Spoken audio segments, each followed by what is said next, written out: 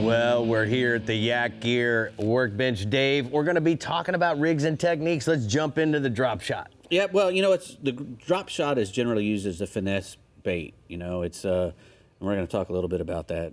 But most of the time, that's what you're using on a high-pressured fish. You know, fish get a lot of, people fishing for them a lot, or they're just hard to get biting your regular stuff that you're using. Sometimes dropping down in weight and using this tactic will get some bites. And you can either vertical jig a drop shot from a boat, or you can cast it from the boat and drag it towards you, or even cast it from shore and drag it to you. Mm-hmm. But it's a very natural presentation. That's the original right there. Pretty much a robo worm with a regular worm hook and a small weight on the bottom of it. And one of the most important things to do is when you're tying these is to tie your hook on there with a Palomar knot or a uni knot, so that the hook, it tries to get as perpendicular to the main line as possible. Right. So that the hook just sticks straight out from the line naturally. And then it'll sag a little when you put a bigger bait, when you put a bait on it. But that's what you're trying to do with the hook pointing up. Right. You want the hook of the point up, so when the fish comes and eats it, it gets hooked in the top of the mouth.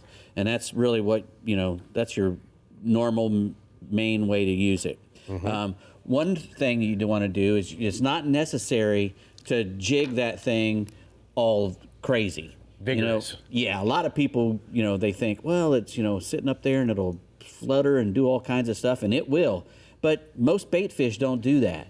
They stay pretty still and vertical, horizontal. So they don't really move around a whole lot. So you can really, turn off a lot of fish by moving it too much. Getting jerky with it. Exactly. So, sometimes less is more. It's not like saying you're not going to catch them sometimes by jerking it a lot. And sometimes you might have to. If you're not catching them when you're catching anything when you're not moving it at all, go ahead and jerk it a little bit. But usually, just try to do it as little as possible. A good medium action rod with a medium fast tip will get you moving it without really having to move it a lot. You know what I mean? Mm-hmm. If the boat's rocking or whatever, you can just keep still, and if you have a really fast tip, it'll move it on its own, and that's even more subtle and better.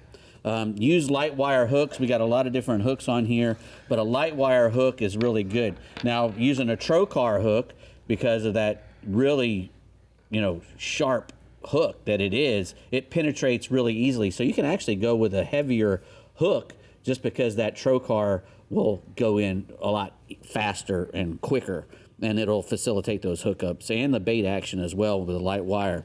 We're going to want to use a braided line to a monofilament leader.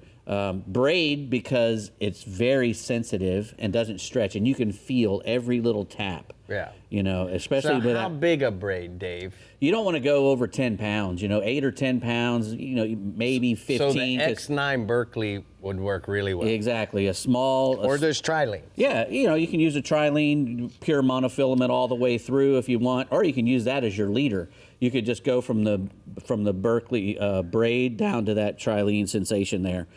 Use heavier weights with bigger baits. Now, that was one of the things I was saying. This doesn't have to be a finesse deal.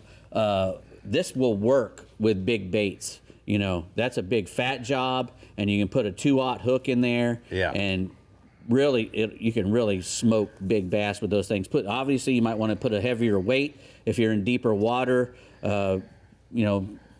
A 3/8 ounce or up, even up to a 1/4 ounce weight.